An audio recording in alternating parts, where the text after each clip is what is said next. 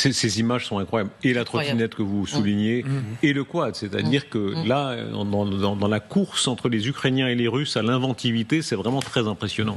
Oui, bien sûr. Alors, juste un élément. Je voyais marqué, il y a 58 000 frappes par drone revendiquées par les Ukrainiens. Il faut bien comprendre que ces 58 000, à 90-95%, c'est de 0 à 12 kilomètres sur la ligne de front.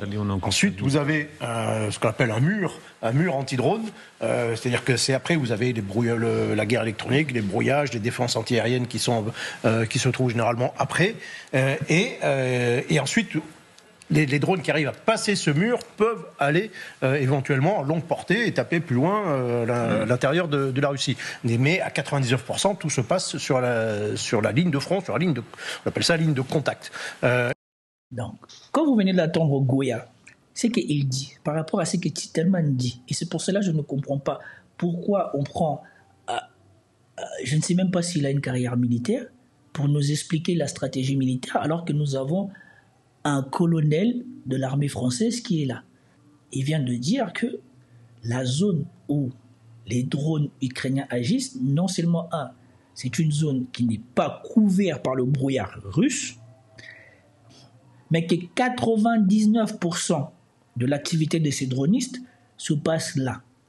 1% de l'activité de ces dronistes est de tenter de passer le brouillage russe. Maintenant, nous voyons que les Russes, eux, ils arrivent régulièrement à envoyer des colonies, des essaims de drones massifs sur la Russie, sur l'Ukraine. Donc, de qui de deux a le meilleur brouillage? Parce que nous n'avons pas vu les Ukrainiens faire la même chose à la Russie.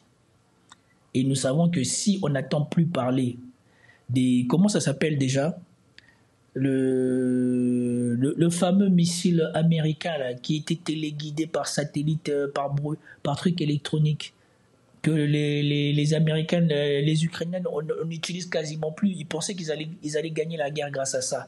C'est pas les attaques MS, c'est les autres là, qui sont tirés par les mêmes choses que les attaques MS. On les attend plus, pourquoi? Parce que le brouillage électronique russe a rendu quasi inefficace à plus de 90% les tirs de ces batteries-là. Mais bon, on ne va rien dire. Et ici, on vient de vous expliquer que l'essentiel de l'activité consiste à attaquer dans la ligne de contact qui fait 12 km.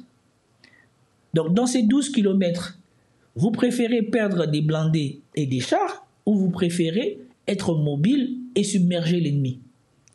Voilà pourquoi nous voyons l'armée russe régulièrement avancer et nous voyons l'armée ukrainienne régulièrement se plaindre. Et maintenant, si les Ukrainiens, eux, ils ont leurs blindés et qu'eux, ils ont la supériorité, pourquoi n'utilisent-ils pas leurs blindés pour faire barrage aux Russes? Et on va s'arrêter là par rapport à cette vidéo. Je voulais juste vous montrer la bêtise qui est montrée tout le temps aux Français et surtout l'arrogance et la stupidité de ces gens à qui on donne la parole pour parler aux Français ou pour décrire aux Français ce qui se passe au front. Et maintenant, je veux vous le mettre là où cette vidéo prend de la valeur, c'est ici. Je veux vous le mettre en parallèle avec ce que dit Jacques Beau et ce que va dire Emmanuel Todd. Écoutez bien. Si je vous montre les chiffres, d'ailleurs les chiffres ukrainiens, il y a pas c'est même pas les chiffres russes, donc on n'est pas même pas dans la propagande ici. Je veux juste vous montrer ça, voilà, comme ça. Voilà donc les effectifs tels que les Ukrainiens le voyaient, les effectifs de l'armée russe en Ukraine. Donc on pouvait dire que jusqu'au début 2024 au minimum, l'armée ukrainienne était 2 fois plus puissante pratiquement que les effectifs que l'armée russe en Ukraine. Et pourtant, c'est l'armée russe qui avance et l'armée ukrainienne aujourd'hui n'a plus de personnel. Ce qui d'ailleurs tend à remettre en question les chiffres que nos médias donnent sur les pertes russes, qui manifestement sont des chiffres totalement politiques et des chiffres de propagande qui ne retracent pas la réalité. Et si effectivement les Russes avaient autant de pertes et si les Ukrainiens parvenaient à maintenir autant de troupes sur le terrain, ils n'auraient pas besoin de recourir à des expédients pour recruter leurs militaires sur le terrain. Voilà. Vous venez d'écouter Jacques Beau sur la réalité des effectifs ukrainiens. Selon les chiffres ukrainiens, jusqu'à 2024, les effectifs ukrainiens étaient supérieurs aux effectifs russes. Et malgré ça, ce sont les Russes qui avancent. Et maintenant, quand vous mettez ça en perspective avec les bêtises qui sont racontées par Titelman et par Darius Rochman, doit-on encore prendre au sérieux les chiffres qui sont donnés par ces gens-là? Parce qu'eux-mêmes, les chiffres des Ukrainiens semblent attester qu'ils sont en train de se faire massacrer, que c'est la débandade. Donc, cette supériorité, soi-disant, des Ukrainiens en matière de drones, en matière de missiles, en matière de je ne sais pas quoi, ça vient d'où? Parce qu'avec des tels effectifs, normalement, ce conflit n'aurait pas dû durer autant. Et surtout, l'Ukraine aurait déjà dû prendre l'avantage, n'aurait pas eu à pleurer, puisque l'Ukraine a bénéficié quasiment de tout l'équipement obsolète aujourd'hui qui était disponible en Europe. Plus, c'est que les Américains ont rajouté et les Britanniques ont rajouté.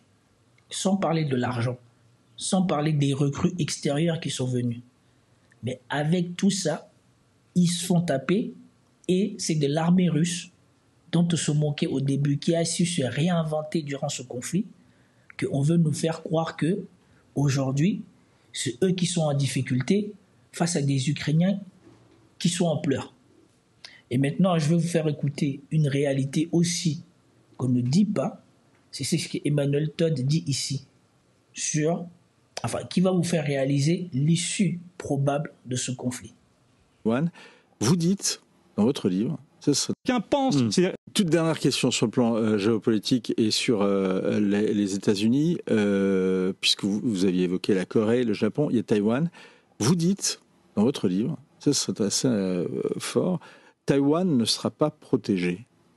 Les Américains n'ont pas les moyens. C'est-à-dire que l'une des choses qu'on a constatées pendant la guerre d'Ukraine, c'est que toutes sortes de matériel considéré comme offensif a été périmé. Donc le char est périmé, puisque maintenant les missiles anti-chars sont plus efficaces. Les avions sont périmés, en un certain sens. Donc maintenant, c'est du drone pas cher et toutes ces sortes de choses. Mais l'instrument du pouvoir américain dans le Pacifique, c'était le porte-avions. Avec les missiles hypersoniques, je veux dire, une guerre entre la Chine et les États-Unis dans le Pacifique, elle durait 10 minutes. En fait, donc c'est fini. Et donc jamais les Américains, peut-être qu'ils arriveront à lancer Taïwan, la Corée et le Japon dans des aventures coûteuses pour eux. Un peu comme l'Ukraine a été lancée dans des aventures par les Américains. Mais se mouiller et s'engager là-bas, c'est déjà trop tard. Ils sont comme ils sont déjà presque à bout de ressources sur l'Ukraine, c'est peu vraisemblable. Voilà. Vous venez d'entendre ce qu'il a dit ici. L'une des raisons pour lesquelles les Russes sont pas stupides, préservent sans doute leurs blindés et leurs chars, c'est qu'aujourd'hui le char est obsolète.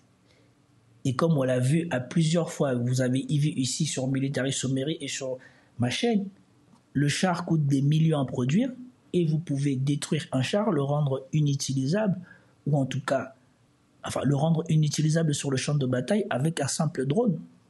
Alors pourquoi les Russes iraient-ils prendre leurs chars, les exposer dans la ligne de contact où il n'y a pas de brouillage qui permettrait d'empêcher que les drones les attaquent? Et surtout, on vous a parlé ici de l'obsolescence des armes occidentaux.